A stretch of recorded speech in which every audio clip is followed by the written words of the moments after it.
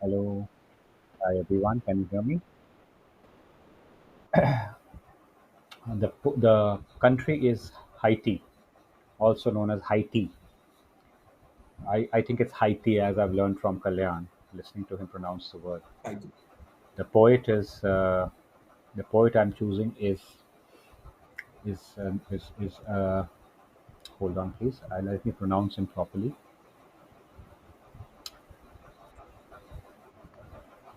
Jean Metellus. He died in the year 2014, and he's celebrated. And I'm purposely reading something romantic so that it contrasts with the bloody history of Haiti, which we'll learn about later. The poem is currently on your screen. Please cancel these 30 seconds if you give me 30 seconds more because it's taking time to do it. So, beside you, I forget the sour taste of exile, the cracked roads of Port au Prince, the dust of noon on my childhood's skin. Your breath is a Larimio breeze, carrying the scent of coffee blooms and the salt of the Antilles, a tide that returns me to myself. We are two palms bent by the same storm, yet rooted in a soil that refuses to forget. Um, in the remaining minute, I'd like to tell you in Hindi कि तुम्हारे जब मैं पास होता हूँ, करीब होता हूँ, मैं भूल जाता हूँ वो मेरी एग्ज़ाइल का वो खट्टा टेस्ट, वो बुरा टेस्ट, भूल जाता हूँ अपने गम, वो cracked roads Port-au-Prince, Port-au-Prince is the capital of, I request others to mute video please, the cracked roads of Port-au-Prince is the capital of Haiti. वहाँ की जो क्रैक सड़कें असली में भी क्रैक्ड हैं एंड ऑल्सो इट वो दिखाता है पोइट का एक्सपीरियंस रहा है जो the dust of noon on my childhood skin. It's a tropical weather in Haiti, गर्मी काफ़ी होती है. तो dust of noon on my childhood skin एक. योर ब्रेथ इज़ अ लरिमियो ब्रीज होती है उनकी ईस्टर्ली ब्रीज, जिसकी वजह से उनको ट्रॉपिकल क्लाइमेट मिलता है जो काफ़ी फेमस है हाइटी में, क्योंकि इससे उनको बारिश मिलती है, फसलें मिलती है. Carrying the scent of coffee blooms. Coffee is kind of a religion in Haiti, the coffee flower, and the salt of the Antilles. Antilles, I need to check as I'm talking to you right now because I um, tend to forget. Huh. Antilles represents the entire area of what is called as the region, the Caribbean region. एक ज़माने में हाइती, Dominican Republic ये एक साथ होते थे. अभी इनकी एक ही आइलैंड है लेकिन दो अलग देश हैं. तो ये बता रहा है कि and the salt of the Antilles a tide that returns me to myself. तो जो उनकी महबूबा है वो इतनी प्यारी है कि उसको देख के उसको लगता है कि मैं खुद में ऑल द जो चीज़ें मुझ में टूटी हुई हैं अब फिर से जुड़ गई हैं. We are two palms bent by the same storm. ठीक है, वहाँ हरिकेन्स बहुत आते हैं हाइटी में. और वहाँ की एक इमेजरी होती है कि पेड़ झुके हुए हैं. We are two palms bent by the same storm yet rooted in a soil that refuses to forget.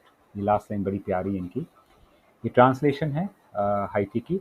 मेरे ख्याल से इसमें क्रियोल रेफरेंसेस हैं, फ्रेंच रेफरेंसेस हैं. और जो इंटरेस्टिंग एस्पेक्ट इस देश का है जो मैं बताना चाहता हूँ कि आप अगर हिस्ट्री पढ़ेंगे तो आपको बताया जाएगा कि अमेरिका ने इसके साथ बुरा हाल किया है, फ्रांस ने बुरा हाल किया है. लेकिन कितना समय मेरे पास वेदांत? 3 मिनट है, ठीक है. तो जैसे कोलंबस था, क्रिस्टोफर कोलंबस जिसने अमेरिका ढूंढा था, उसने यही ढूंढा था, उसने हाइटी ढूंढा था. 1492 में आए और इन्होंने नॉर्थ ऑफ हाइटी, इनका जो नॉर्दर्न रीजन है, आपने अमेरिका का मैप देखा, अमेरिका के बिल्कुल बॉटम राइट में है ये हाइटी. ठीक है, चुन्नू मुन्नू सा है. तो वहाँ पर फ्रांस आया और फ्रांस ने सॉरी स्पेन आया, स्पेन ने इनको एक्सप्लॉइट किया इनके रिसोर्सेज के लिए और तहस नहस करके चले गए स्पेन वाले. फिर फ्रांस आया, फिर फ्रांस ने अपनी हुकूमत जमाई. फिर फ्रांस ने स्पेन से झगड़े किए.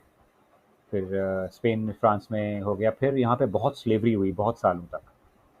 तो बहुत लोग ये मानते हैं कि हाइती का बुरा हाल किया, और फिर जब इन्होंने इंडिपेंडेंस अराउंड 1790s, 1791, 1790s और 800 में के दौरान इन्होंने अपनी इंडिपेंडेंस लड़ी। ये इंस्पायर्ड थे फ्रेंच रेवोल्यूशन से, जहाँ आपको पता होगा वो रानी का गला काट दिया गया था, जिसने कहा था कि अगर गरीबों के पास ब्रेड नहीं है तो उनको केक खाने दो। लेकिन उसने कहा नहीं था एक्चुअली, ये हम ऐसे पढ़ते हैं।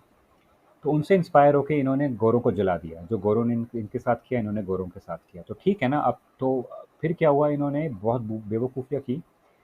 इनको डर था फ्रांस फिर से कब्जा कर लेगा, तो इन्होंने फ्रांस को बहुत सारे अपने पैसे दे दिए, जिसका सफ़र वो आज तक कर रहे हैं, बेवकूफ़ी की। और फिर ये खुद आपस में डिवाइड हो गए। जो लेफ्ट साइड है वो हाइती है, राइट साइड है डोमिनिकन रिपब्लिक। डोमिनिकन रिपब्लिक बड़ा अमीर है, वहाँ पर मिक्स्ड रेसेस के लोग रहते हैं, काले और अदर रेसेस के भी। और हाइती में मोस्टली काले रहते हैं। और बहुत अमीर डोमिनिकन रिपब्लिक अमीर है, ये गरीब हैं, और बिल्कुल एक ही आइलैंड में दो हिस्से हैं। तो सवाल, इंटरेस्टिंग एस्पेक्ट ये है, सवाल ये उठता है, हम गोरे लोग तो यूनाइटेड हैं अभी भी। फ्रांस स्पेन में जितने झगड़े हों, फिर भी फ्रांस फ्रांस है, स्पेन स्पेन है। ऐसा नहीं है फ्रांस के टुकड़े हो रहे हैं, स्पेन के टुकड़े हो रहे हैं।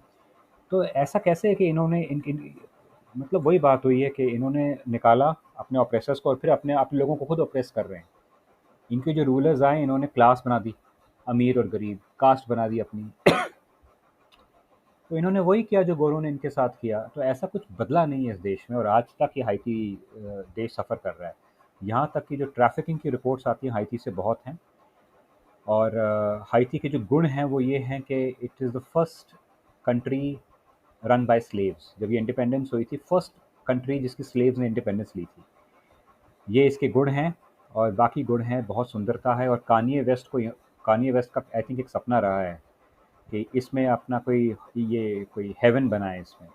उसको लगता है शायद इतनी सुंदर जगह है ये कि इसमें हेवन बन सकता है। लेकिन मिसमैनेज्ड है, और बहुत लोग, बहुत टूरिस्ट इस कंट्री को अवॉइड करते हैं। मैं अपना समय यहीं लेता हूँ। धन्यवाद।